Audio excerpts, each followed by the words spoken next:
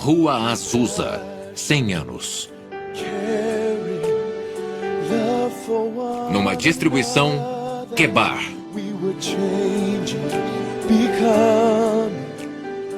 Celebração dos 100 anos do renascimento da Rua Azusa. Versão brasileira, Estúdio Gávea, São Paulo. Como o Pentecostes chegou a Los Angeles, como foi no começo, velhos milagres de Azusa do meu diário. You came to touch, to visit us, and to fill the hearts of men with your fire once again, to heal, to love, to change. Início do avivamento global. It was a season for the fire. Não importa quem venha, deixe o amor fraternal prevalecer. Missão evangélica da fé apostólica. Quando Tim Story e eu começamos a pesquisar o avivamento da Rua Azusa, em 1992, ficamos chocados por a verdadeira história nunca ter sido escrita ou documentada. E agora que as pessoas estão falando de celebrar seu aniversário de 100 anos, pensamos que seria importante saber o que estão celebrando. Cada membro da igreja que seja carismático ou pentecostal tem suas raízes do avivamento da Rua Azusa e, mesmo assim, a maioria das pessoas não conhece sua própria história. Achamos que é importante a história ser contada e compartilhada com essa geração e passada para nossos filhos e nossos netos. Devemos compartilhar com eles nosso rico legado espiritual que temos com Deus vivo. Quem somos? Por que oramos como nós oramos? Por que adoramos como adoramos? Nosso trabalho como produtores e ministros não é só apresentar os fatos históricos, mas colocar carne e sangue e fazer as pessoas da história virem à vida. Torná-las vivas e fazer com que o documentário seja usado para ensinar. Então, esperamos que desperte o interesse para um novo avivamento. As chamas estão sendo acesas pelo Espírito Santo em todo o mundo. Dessas pessoas.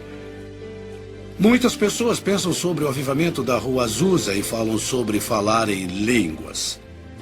É muito mais que isso. Se falarmos do modelo igualitário que Deus quer que sigamos, tem que ser humilde o suficiente para segui-lo.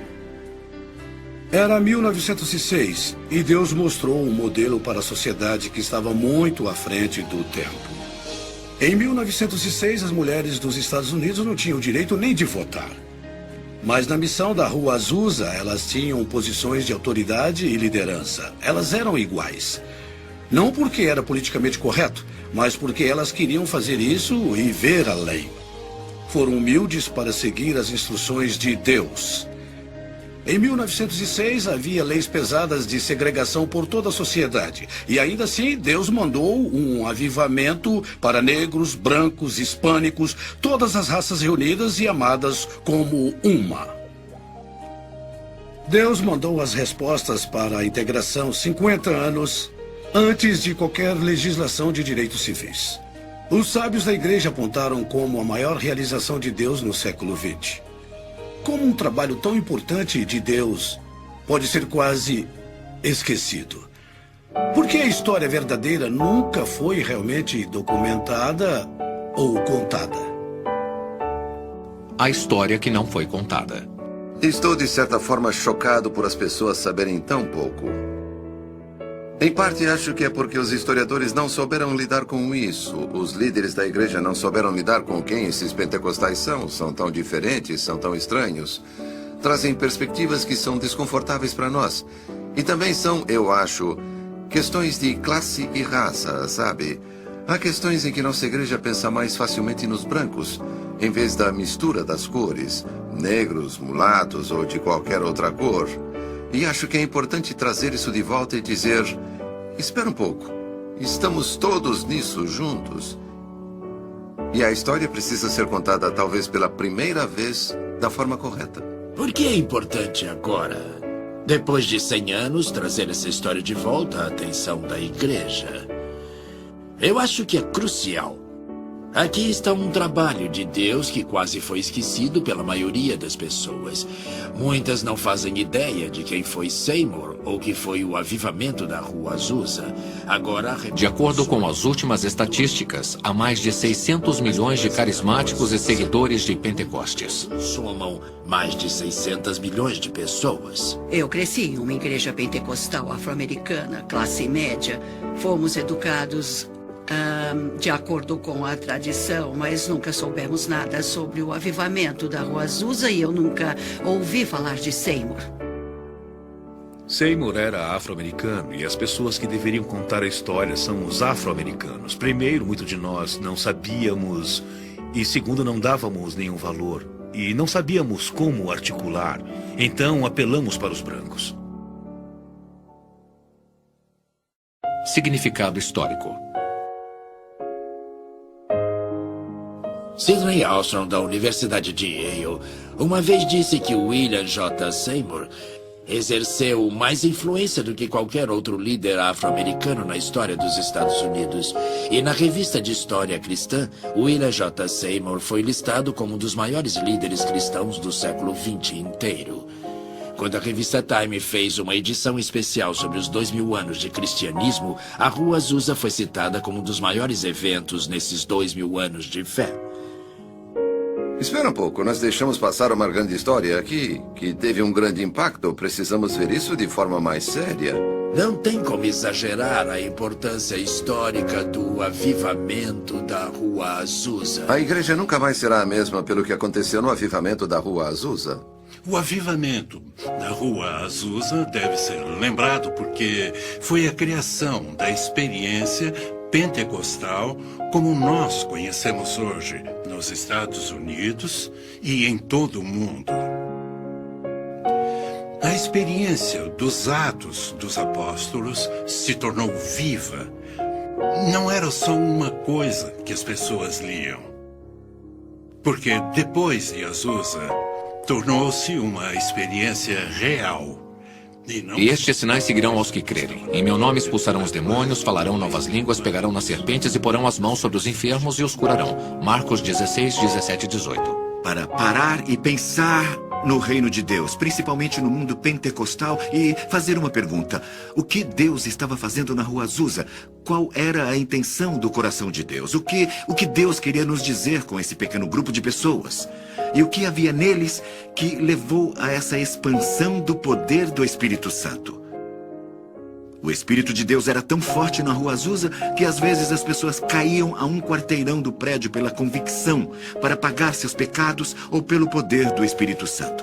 Para os luteranos, o endereço era Wittenberg University. Para os wesleyanos e metodistas, era Aldersgate, em Londres. Para os pentecostais e carismáticos, a Rua Azusa 312 será o endereço mais famoso do mundo.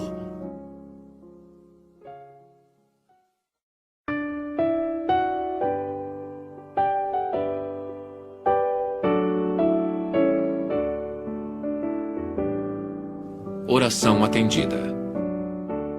O Dr. Vincent Synan disse que, para os cristãos, a Rua Azusa 312 seria um dos endereços mais famosos do mundo.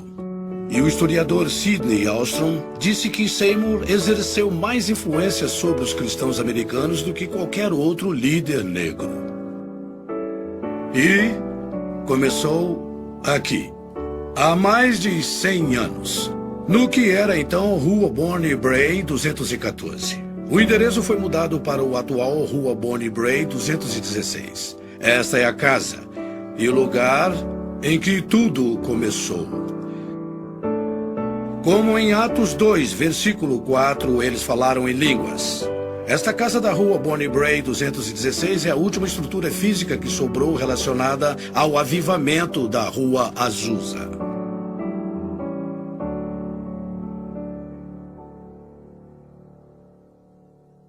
Os encontros noturnos das orações de Seymour continuaram enquanto o espírito surgia e ia embora. Seymour então foi atrás de Lucy Farrell, que já era batizada, e J.A. Warren. Ambos moravam em Houston. Abril de 1906. Evan Roberts, com exaustão, se aposentou do Ministério Público. 6 de abril. Seymour e seu grupo entraram em uma abstinência de 10 dias determinados a conseguir mais de Deus. 8 de abril foi um domingo de Ramos. Segunda, 9 de abril de 1906. Seymour visita Lee em sua casa por volta das 18 horas para orar por sua recuperação de uma doença. Lee se sente bem melhor e pede para receber o Espírito Santo, com o esperado sinal de se sentir preenchido por ele.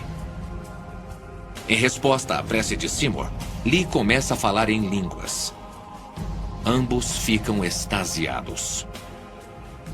Seymour e Lee vão até Bonnie Bray para o encontro. Seymour começa com um louvor e depois, como é lembrado, com uma prece da congregação e vários testemunhos. E todos eles foram preenchidos pelo Espírito Santo. Amém, Jesus, amém. E eles começaram a falar em línguas. Aleluia, amém, Jesus. Ele começa um sermão que jamais seria esquecido, anunciando o texto de Atos 2:4. E todos ficaram cheios do Espírito Santo e começaram a falar noutras línguas, conforme o Espírito lhes concedia que falassem. Preencha o Pai! Amém, Jesus. Preencha o Pai! Lee levanta os braços, abre a boca e surpreende a todos falando em línguas. O grupo todo se ajoelha falando em línguas, enquanto a irmã e o irmão, companheiros de Seymour, chamavam o Deus de Espírito. Quando a filha entrou na sala, um jovem estava na varanda profetizando.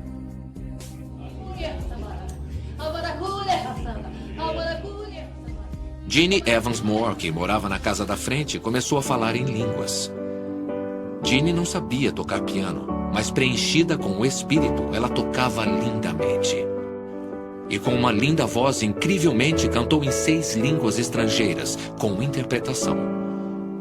Esses dons, de línguas, de cantar e tocar, continuaram até o fim de sua vida. Aquele piano está na casa de Bonnie Bray até hoje.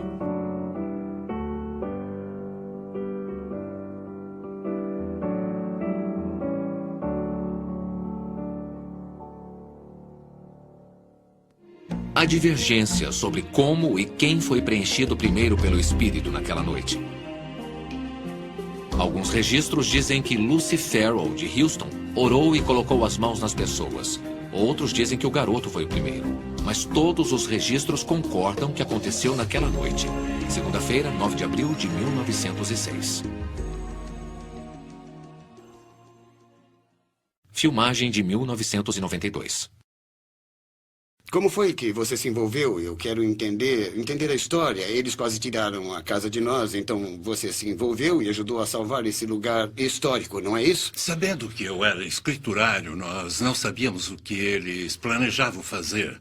E descobrimos que eles planejavam derrubá-la e construir um prédio de apartamentos.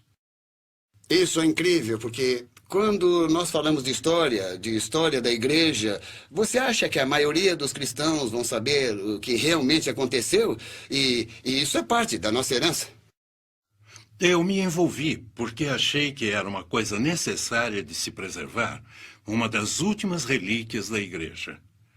Essa é a última coisa física de que temos conhecimento do antigo avivamento de 1906. Art Glass interviu para impedir que a casa de Bonnie Bray, agora um museu, fosse demolida. É a única estrutura que sobrou do avivamento da Rua Azusa. Dr. Art Glass, 13 de outubro de 1938 a 8 de março de 2004. Obrigado, Art. Little David, play on your harp, hallelujah, hallelujah. David, play on your harp, hallelujah. David, play on your harp, hallelujah, hallelujah. David, play on your harp, hallelujah.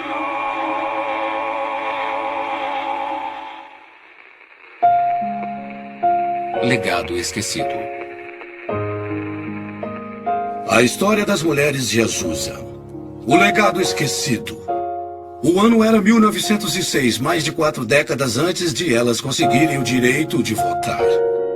No entanto, na missão Azusa, essas mulheres participaram e dividiram responsabilidades. Elas eram iguais.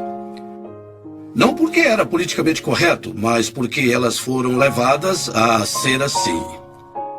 Um grupo de mulheres foi ajudado por Deus a se encaixar no avivamento de espírito e foram para o mundo. E para falar a verdade, essas mulheres ajudaram os futuros líderes a serem preenchidos e ensinados.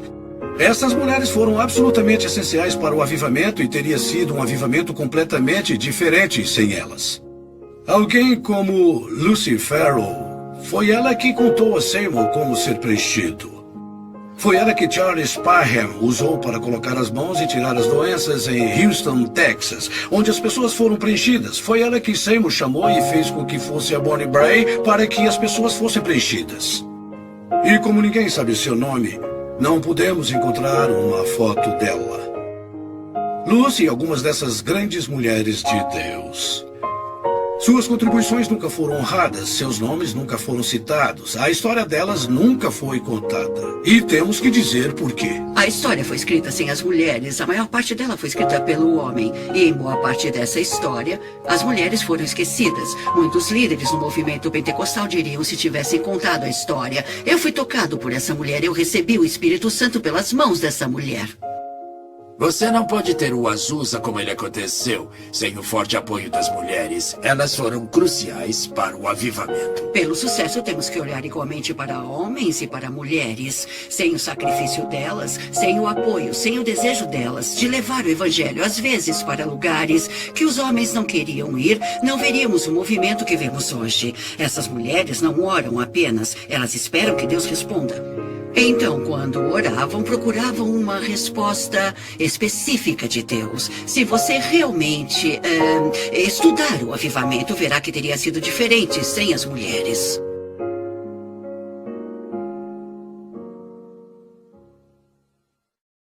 Posso dizer que, pela história, os hispânicos, assim como negros e brancos, também dizem que a Rua Azusa faz parte da história deles. Também faz parte do DNA deles. A mistura de Deus.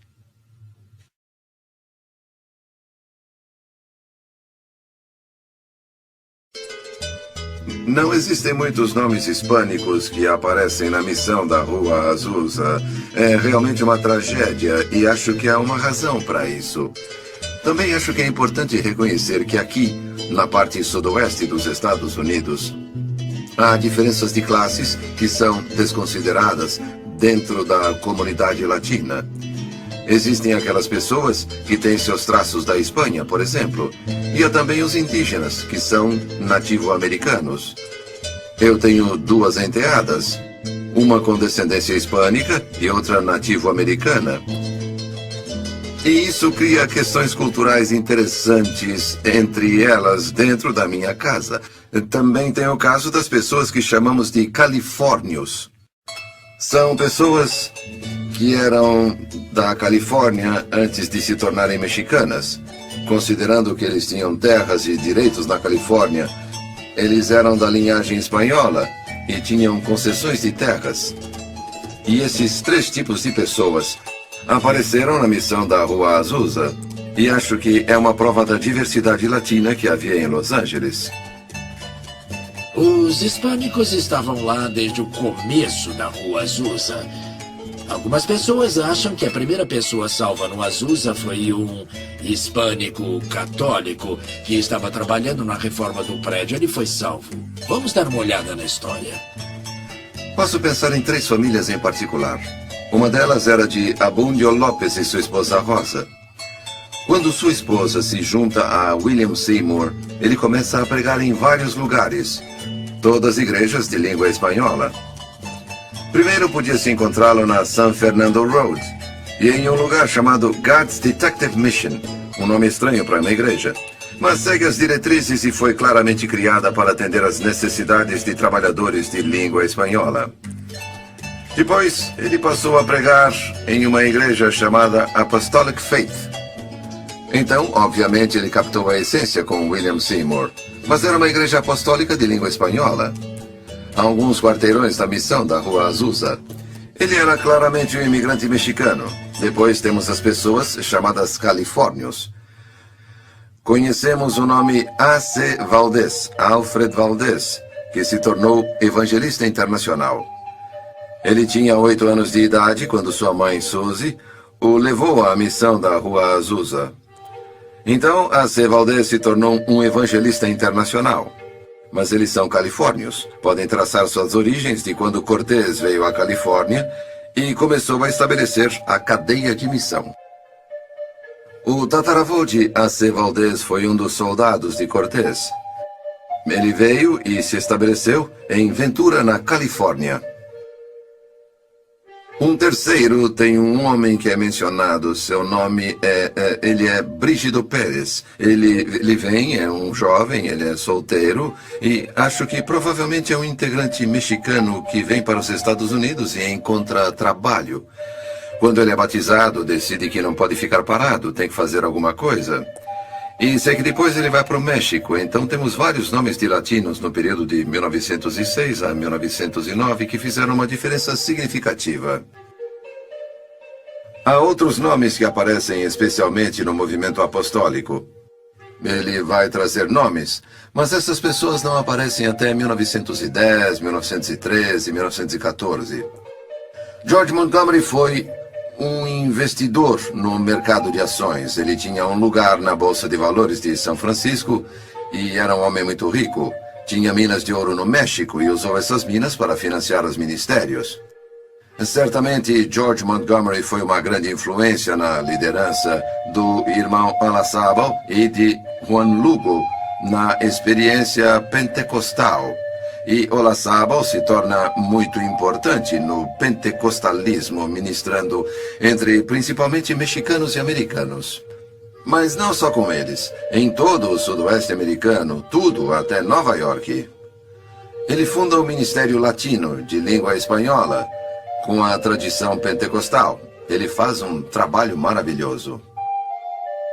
Acho que é importante lembrar quem ele é. Juan Lugo trabalha com cana-de-açúcar no Havaí.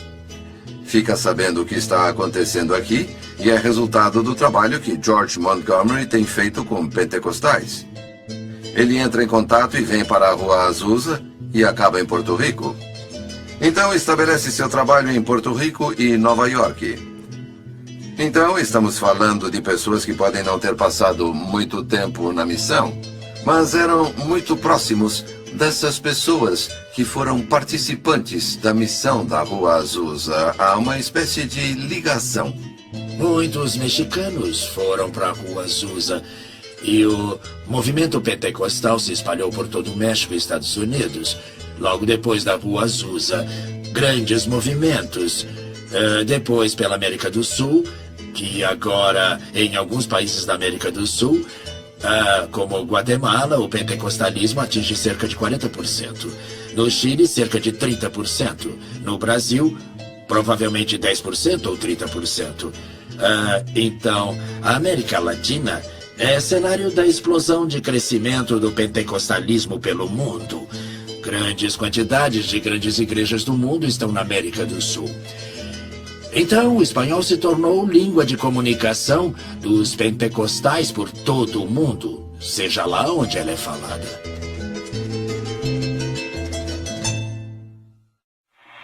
Nobody knows the God I see. Nobody knows but Jesus.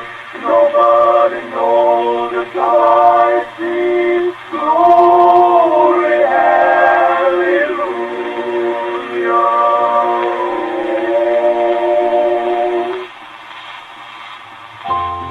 Preço pago.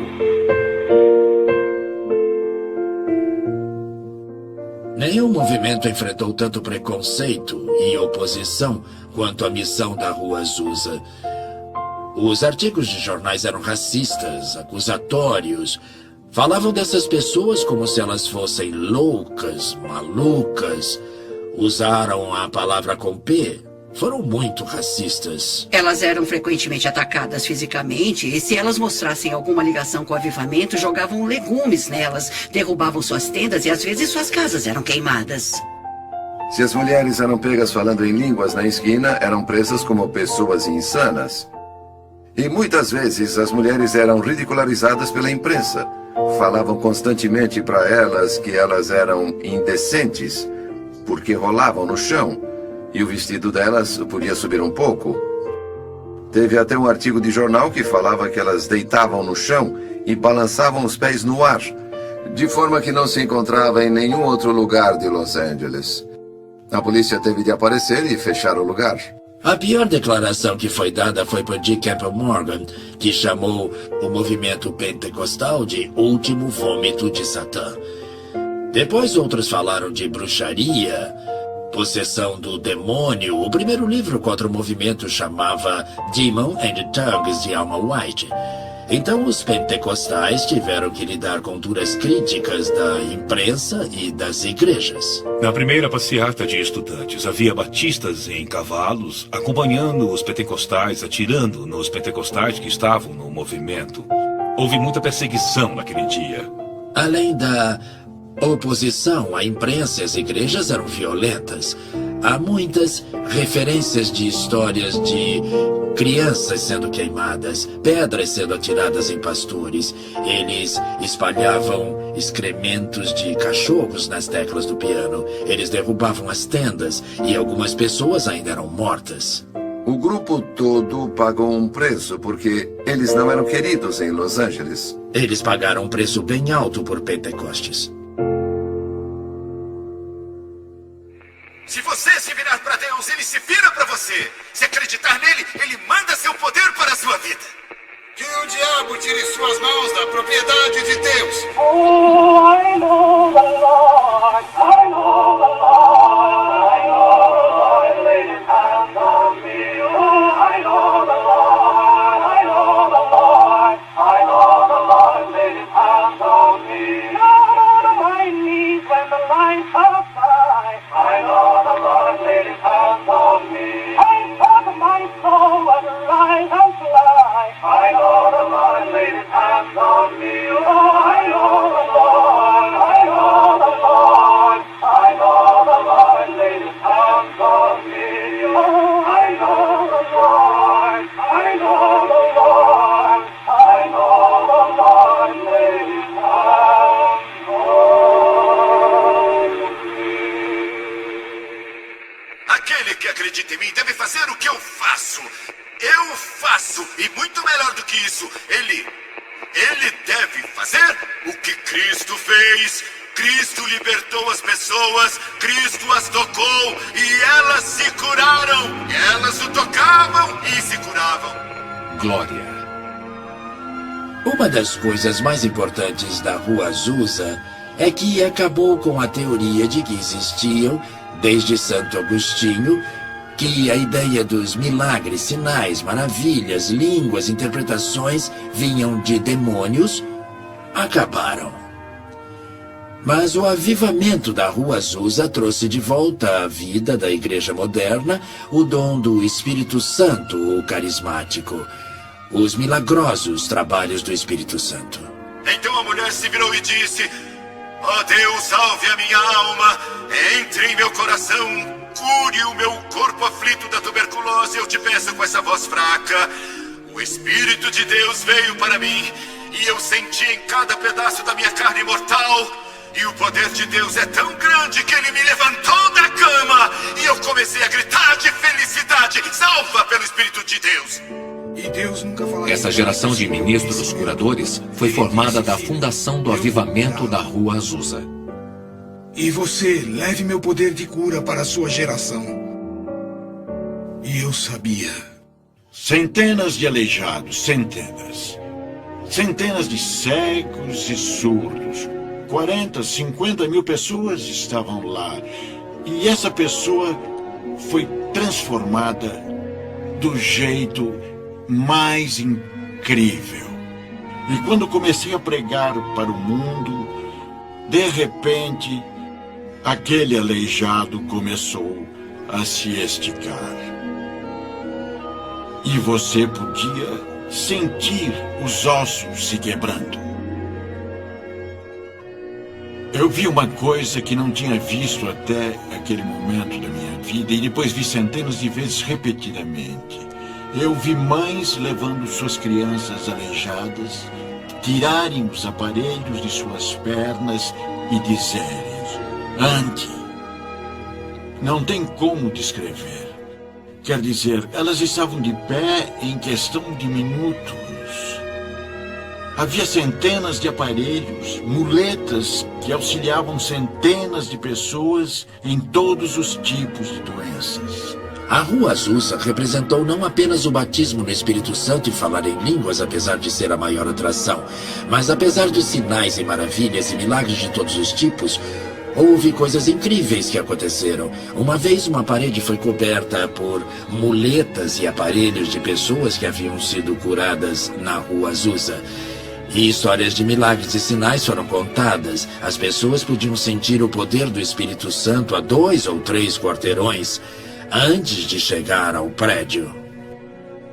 Eu acho que foi o jornal Times que disse que se isso deixava Bravo para ver exatamente o que era. E disse que nos encontros haviam crianças dançando com o Espírito e profetizando. E ele disse, como crianças como essas, isso deve ser real. Crianças não agem assim, ele disse, não falam assim.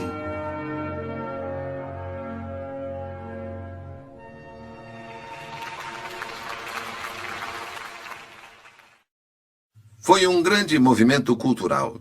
Tinha muito a dizer aos líderes da sociedade, tinha muito a dizer aos líderes contemporâneos da igreja. O que temos a oferecer hoje, o que nós temos que seja único. Nós parecemos com as igrejas do resto do mundo. Compromisso.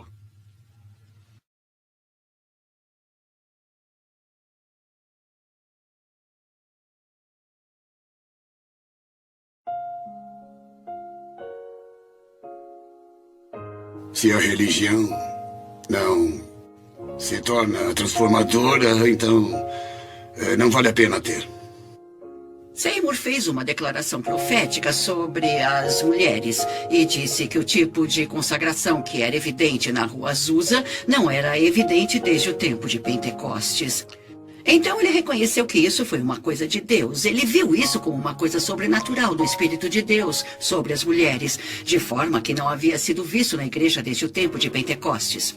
Então ele sabia muito bem que isso era uma coisa que o Espírito Santo estava realizando. Acho que Seymour, por causa de sua humildade, pensou que ele não podia fazer nada além de usar essas mulheres, porque ele viu isso como o Espírito Santo operando nelas. Então encontrou lugares para elas no ministério e as incluiu na administração do Ministério do Avivamento. Ele permitiu que elas pregassem desde o começo. Ele olhava para as pessoas como Farrell, como sua colega no ministério. E, na verdade, ele a chamou quando as coisas estavam ficando difíceis no avivamento. Ele pediu sua ajuda, então ele a via como igual. Ele recebeu Florence Crawford no ministério e ela ficava como líder na Califórnia. Então, ele era muito aberto em relação a usar mulheres de várias formas que não haviam sido usadas antes. Derramarei o meu espírito sobre toda a carne, vossos filhos e vossas filhas profetizarão. Joel 2:28. Como as mulheres da missão de Azusa tinham posições de liderança e autoridade, uma década antes do 19º Amendment, dando às mulheres o direito de voto nos Estados Unidos, nos anos seguintes, gradualmente, essas igualdades foram diminuídas.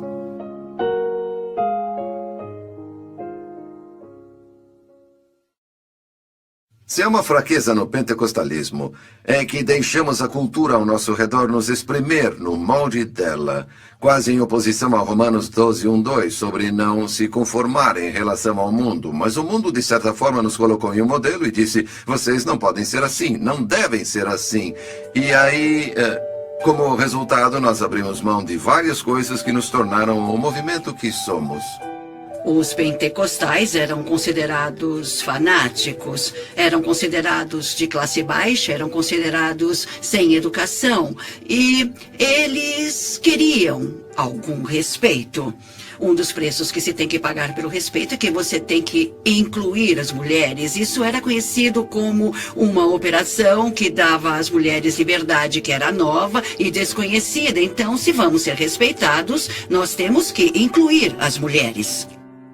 Nós fomos profundamente influenciados dentro do pentecostalismo pelo movimento evangélico. Os evangélicos foram o primeiro grupo de cristãos que deram qualquer atenção às igrejas pentecostais como igrejas cristãs sólidas. No começo éramos vistos como frios, éramos vistos como céticos, éramos vistos como pessoas que deveriam ser marginalizadas da sociedade. E foram os evangélicos que vieram para nós quando formamos a Associação Nacional de Evangélicos e disseram: vocês podem nos ajudar e nós ajudamos vocês. E esse reconhecimento valeu muito para nós.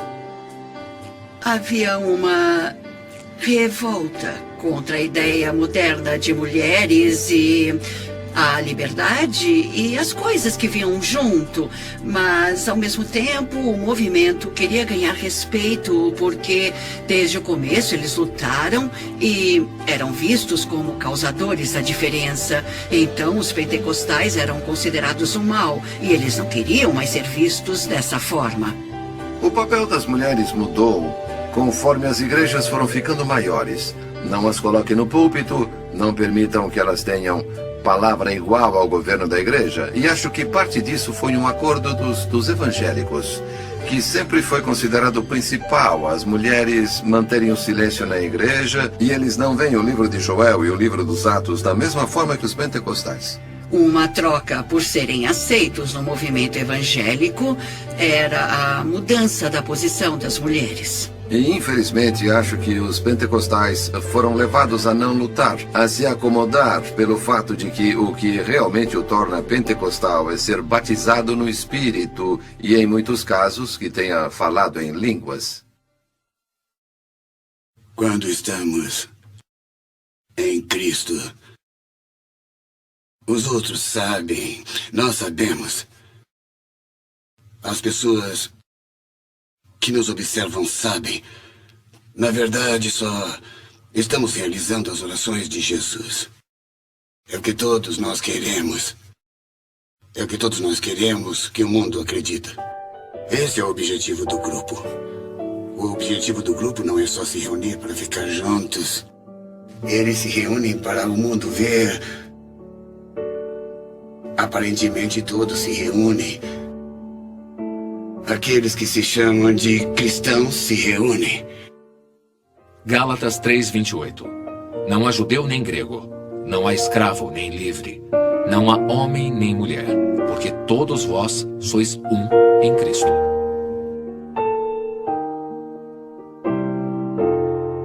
Nas missões Azusa, Deus deu a resposta à segregação 50 anos antes da legislação dos direitos civis. O amor, a unidade e, alguns dizem, o poder não duraram.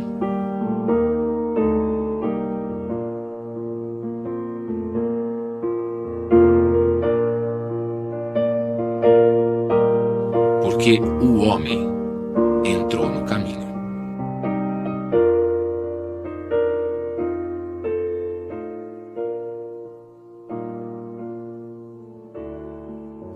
A crença, eu acho, nas possibilidades que estavam disponíveis em uma sociedade como esta em que vivemos. Aqui vivemos em segregação, mas ele disse, não precisa ser assim na igreja, podemos fazer melhor. E certamente isso nos tornou uma só família, somos irmãos e irmãs, e não há razão pela qual não possamos contribuir uns com os outros. E foi uma experiência rica. Acho que, se você ler, por exemplo, do jeito que Frank Bartleman fala sobre a missão e os tipos de experiência que aconteceram lá, e o jeito como as pessoas se tratavam, como oravam umas pelas outras, como elas se abrigavam, se alimentavam, como se abraçavam, beijavam, você sente que aqui elas realmente criaram uma família em que todas as pessoas eram iguais. Só as pessoas do lado de fora não conseguiam enxergar isso.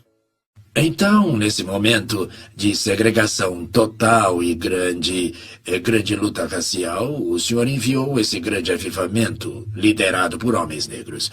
Então, sinto que o senhor estava tentando mostrar o caminho para resolver os problemas raciais que a nação enfrentou nos anos seguintes.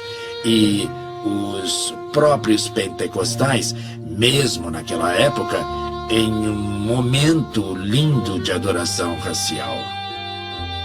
Uma das grandes histórias é de C.H. Mason, fundador da Igreja de Deus em Cristo, e uma vez, mais de 350 pastores brancos se juntaram à Igreja de Deus em Cristo com Mason.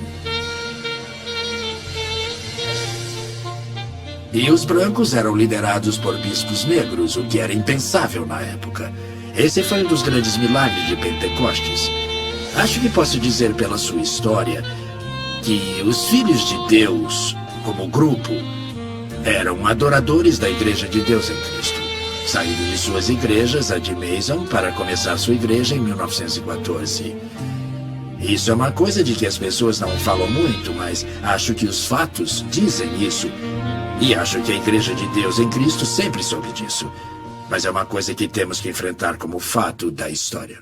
Aqui está uma denominação que existiu e foi de fato legalmente incorporada de acordo com as leis do Estado e registros do governo federal. E isso significava que qualquer um que fosse ordenado por eles podia conseguir redução de impostos cerca de 50% da taxa normal. E como resultado as pessoas pensavam, é um ótimo lugar para ir, temos de ir em encontros eventuais, não temos de pagar muito. É uma decisão muito pragmática. Pastores brancos frequentavam a igreja de Mason, que oferecia a eles ordenação, licença e permissão para abrirem filiais da Igreja de Deus em Cristo. Durante esse período de 1907 a 1914, houve muita discussão sobre essa coisa dos brancos. E pouco de agitação. Devemos ficar aqui? Como vamos tolerar essa coisa de negros? Nós somos brancos, vivemos sob as ordens de Mason e é difícil se integrar à segregação. Todas essas coisas surgiram. Bom, as comunidades foram rígidas em relação aos negros e brancos, fazendo adoração juntos. E eles caçoavam dos pastores brancos que trabalhavam segundo os bispos negros. A cultura está sofrendo claramente um impacto. Os brancos finalmente saem e vão a uma assembleia em Hot Springs em abril de 1914 e formam uma união com pessoas da Rua Azusa, de Indianápolis, de Ohio e arredores e de Colorado. Eles formaram a Assembleia de Deus. O que isso significa é que eles não podem ser vistos como filhos rebeldes dessa igreja-mãe que é Deus em Cristo. Você pode ver isso de certa forma como separação racial. Eles acharam que isso era bom porque os brancos podiam evangelizar melhor os brancos e negros podiam evangelizar os negros. Foi a desculpa que arranjaram. E eles precisam voltar e dizer, nós devemos a essas pessoas. Eles nos abrigaram em tempos difíceis, eles nos deram espaço, reconheceram a entrada de Deus em nossas vidas. Poderíamos ter trabalhado com eles se quiséssemos driblar a cultura e driblar o sistema, mas decidimos não fazê-lo e, como resultado, falhamos em espalhar a palavra e a mensagem de que todos são normais diante dos olhos de Deus e certamente na plenitude do Espírito.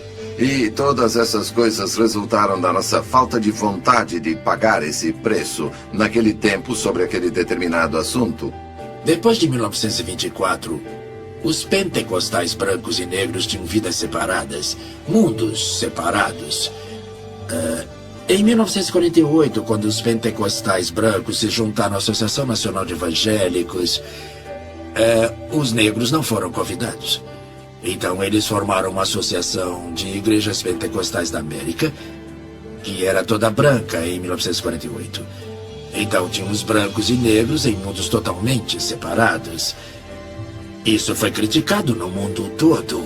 Movimentos europeus e anti-americanos acharam que isso era uma tragédia na igreja americana. Os pentecostais foram criticados por mandar dinheiro para a África, mas não por fazer nada por negros nos Estados Unidos.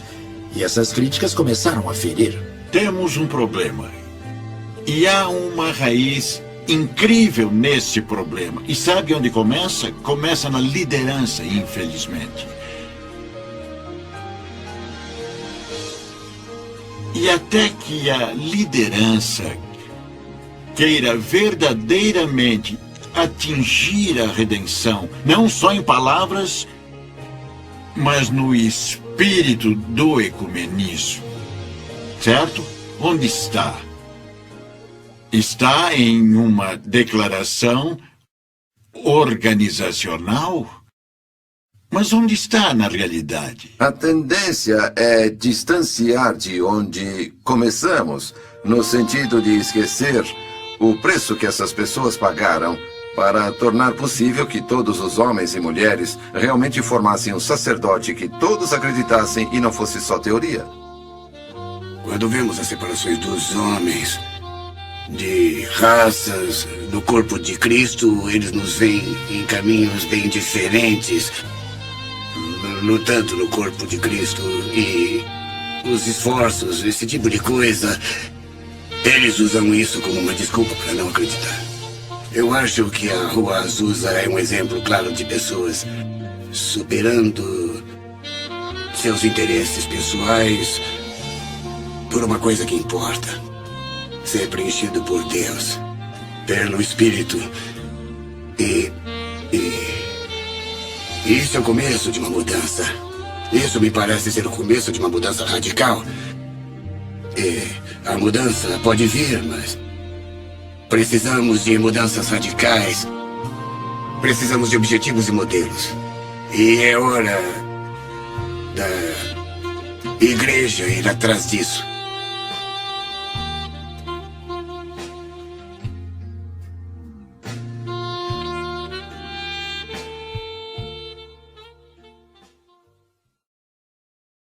Em 1914, tomamos rumos diferentes, mas o Senhor nos uniu novamente. Reconciliação. Um novo começo.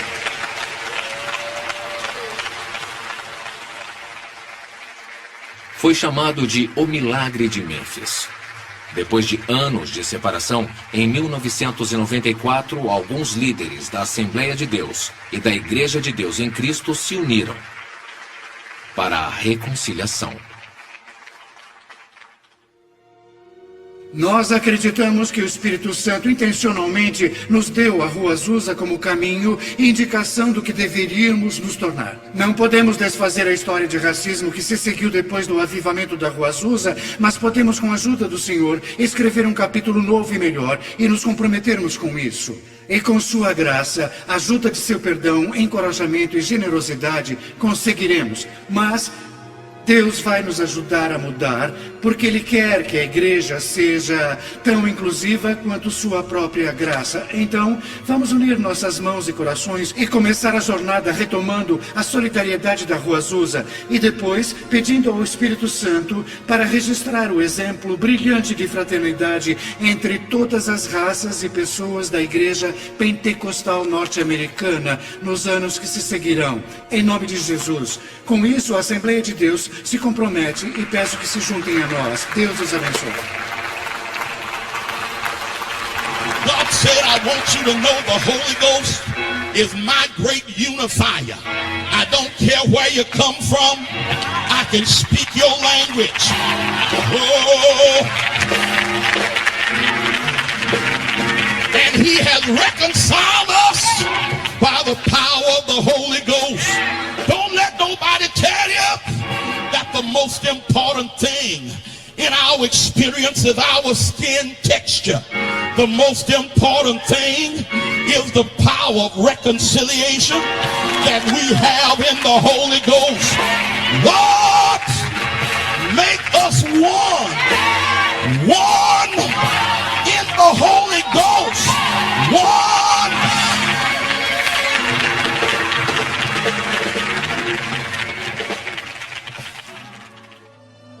O que aconteceu não foi só para as duas comunidades, mas foi simbólico para todos os crentes. Em uma reunião subsequente, falaram em línguas. O Senhor tinha muito a dizer. O pastor Jack Hayford fez a interpretação. Meus filhos e minhas filhas, vejam se puderem pelo lado dos céus e vejam quem vocês têm sido. 2 córregos separados. Aleluia. mas corpos que continuaram em Obrigada, movimento. Senhor. A água se tornou lama. Mas, filhos e filhas, se olharem para dentro de vocês, há alguns que não poderão beber pelo que viram. Vocês não sabiam disso. Para aqueles que não viram, aqueles que tinham dúvida, porque as águas cheias de lama foram sujas pela sua absoluta falta de humanidade, não por sua crueldade, ou oposição, ou intenção, mas sim pela falta de humanidade, o rio se tornou impuro. Agora veja, unam meus espíritos, os dois corpos em um só, e os dois se tornando um. Se puderem ver do lado do céu, as coisas estão se purificando. Então saiba que há razão para o regozijo e preparem-se, pois haverá mais multidões que jamais foi visto. Venham para a alegria de minha graça em vocês, diz o Senhor. O Espírito de Deus se moveu sobre um de nossos irmãos brancos, e ele vai lavar os pés de um de nossos irmãos. E queremos que isso se torne um ato simbólico para nós. O Bispo Blake diz que quer seguir o mesmo lavando os pés de um de nossos irmãos brancos.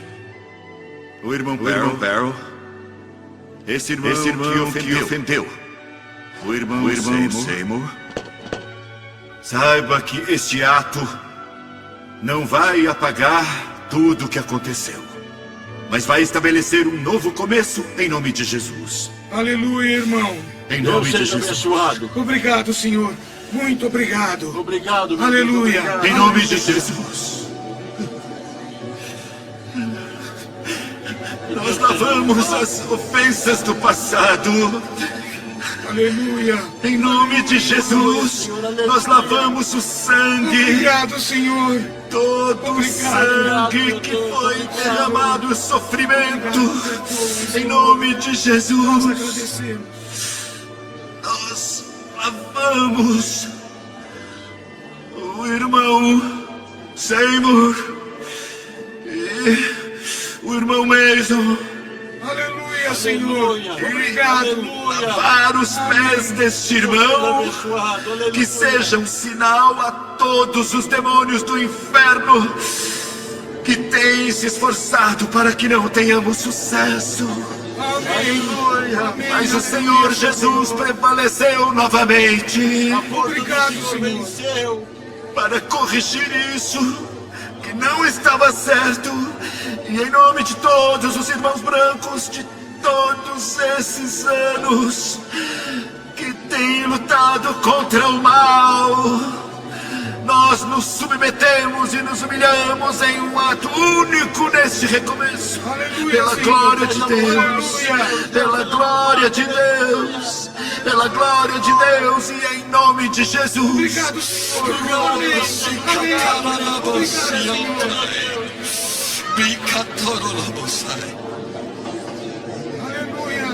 Aleluia.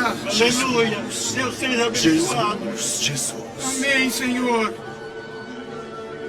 Muito obrigado, Deus. Aleluia. Queridos irmãos, isso não é uma troca de superioridade de um ou superioridade de outro, mas sim uma igualdade. Aleluia. Negros e brancos servindo um ao outro. Deus seja louvado. A glória do único Mestre, Jesus Cristo, nosso Senhor. Aleluia. Ele é nosso Senhor e somos seus servos. Aleluia. E servindo uns aos outros, Aleluia. vamos servi-lo. Aleluia. Aleluia. Em nome de O bispo Jesus. Charles Blake, da Igreja de Deus em Cristo, lava os pés de Thomas E. Trask, superintendente-geral das Assembleias de Deus. Perdoa os nossos pecados, Senhor. Glória a Deus. Glória em nome de Jesus. Nós louvamos. Aleluia. Aleluia. Aleluia. Quero que todos que estão presentes aqui, se puderem, que se ajoelhem para Deus e se tornem seus servos.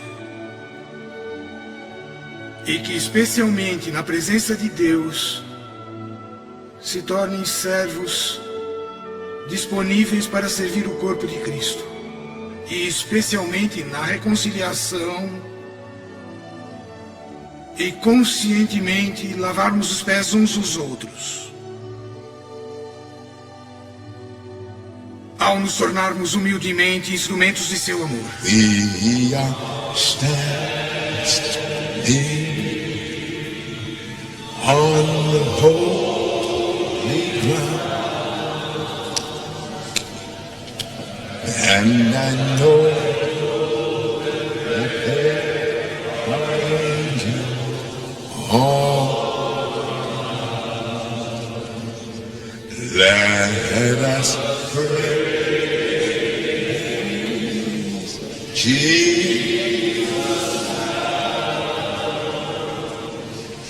We are standing in His presence on hold.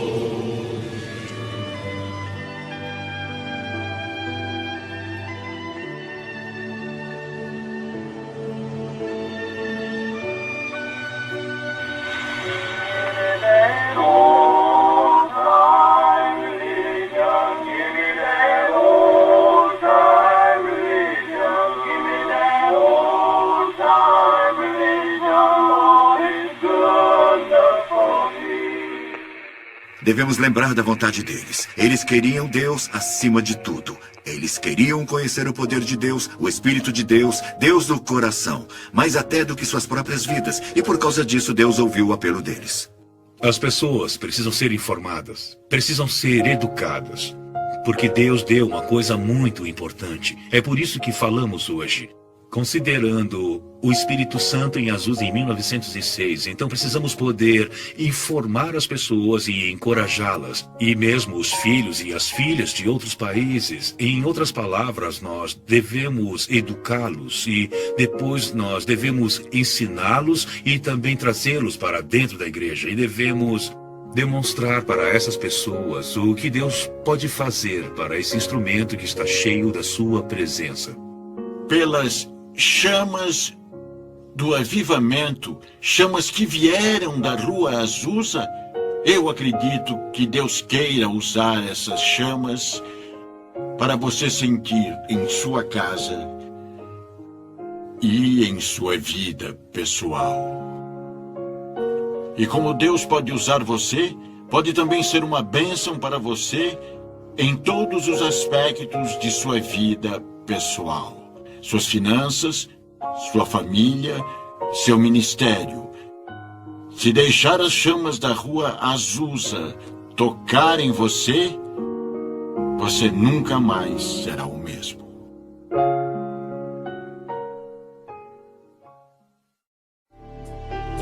Agradecimento.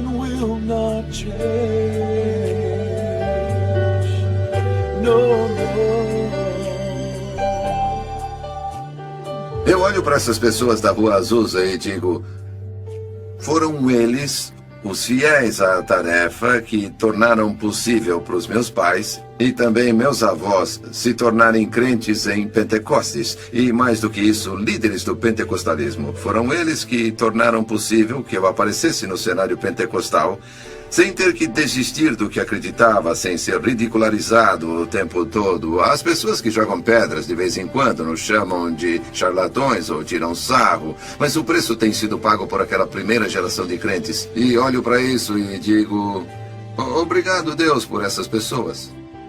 Em minha cabeça eu sempre digo, se conseguir espalhar essa informação, alguém vai conseguir ir mais além. E minha esperança é que alguém consiga ir mais a fundo. Essa é a ponta do iceberg, é o começo do movimento pentecostal. Eu diria que William Seymour e todos os outros líderes de 1906 e dos dias atuais, todos os cuidados com as mulheres, que gratidão que devemos a vocês, porque até aquele momento só existiam igrejas chatas, cansativas, mortas em todo lugar. E vocês esperaram que o Senhor e o Espírito Santo viessem e, como resultado, milhões e milhões de pessoas foram tocadas com a presença de Deus que muda a vida. Então, obrigado por colocar tudo isso em nossas vidas. E depois de mais de 100 anos, ainda afeta a vida das pessoas. Para mim, a honra de deixar para a história provavelmente o maior avivamento dos últimos 1000 anos é realmente minha paixão. Agradeça a Deus por seu ministério.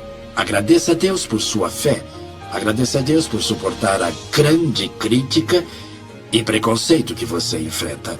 Agradeça a Deus por permanecer convicto para que nós e essa geração possamos aproveitar os frutos poderosos pelo que vocês pagaram um preço tão alto. Obrigado por obedecerem a Deus. Eles foram às Escrituras para aprender qual era a evidência de alguém receber o dom do Espírito Santo. Eu diria obrigado por descobrirem isso, para não termos que começar desde o começo. Nós podemos ser muito gratos a Deus pela experiência da Rua Azusa, porque esse foi o começo de uma nova era do destino espiritual que Deus tinha para a igreja. Quando você pensa no que aconteceu na Rua Azusa e no que aconteceu a partir de Azusa, no que se seguiu, honrar o que Deus originalmente nos propôs, da Rua Azusa. Foi uma união que saiu desta casa, na Rua Azusa, em abril de 1906. Foi uma união que continuou nos próximos 3 anos e meio. Essa união de crentes que virou um mundo de cabeça para baixo, plantou uma semente e que hoje em dia está crescendo em 600 milhões de pessoas em todo o mundo. Isso é significativo e precisa ser levado em conta, precisa ser reconhecido e precisamos identificar as pessoas que fizeram isso. Globalização. São muitas as forças. Para usar uma metáfora, Deus está fazendo... Balançando a bandeira do avivamento. E acredito que podemos ver refletido na nova mudança na religião. E ele tomou seu lugar e é tudo graças à casa que estamos hoje aqui na Bonnie Brae 216. Ainda está acontecendo. Porque na Etiópia, eles tiveram tantas pessoas se convertendo para a igreja luterana que eles não sabem o que fazer com elas. E eles mudaram de 200 mil pessoas há 10 anos para 4 milhões hoje. E são todos carismáticos. Eles dizem temos de descobrir como nos relacionar com elas, que estão relacionadas à Rua Azusa. Até os muçulmanos na Nigéria estão ameaçados pelo fato de muitos jovens procurarem os cultos pentecostais e conversão, que agora eles cantam músicas pentecostais na adoração muçulmana. E eles até têm cultos de domingo em vez de sexta para interagir com o aumento da cristandade naquele país. Eu acho que há grandes implicações. A igreja nunca mais será a mesma como resultado do que aconteceu na Rua Azusa. Você vai descobrir que em todo o mundo a única força que pode vencer essas barreiras religiosas são os pentecostais que sentem o Espírito, fazem maravilhas, falam em línguas e fazem milagres. E essa força foi revelada pela primeira vez para o mundo na Rua Azusa durante os anos de glória de 1906 a 1909. Precisamos conhecer as raízes, precisamos conhecer o futuro pelo que Deus fez no passado.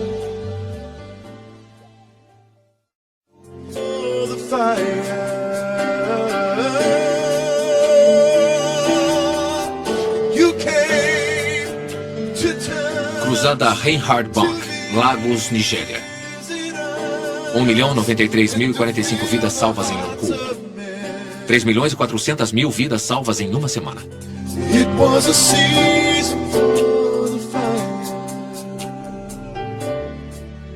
O que você vai fazer? Levantar a bandeira do avivamento em sua própria casa? Em sua própria família? Levantar a bandeira do avivamento em relacionamentos e em sua própria igreja? Em sua cidade? E depois se tornar parte desse novo avivamento que vai tocar o mundo de hoje? Essa é a nossa esperança. Essa é a nossa oração. Que Deus abençoe.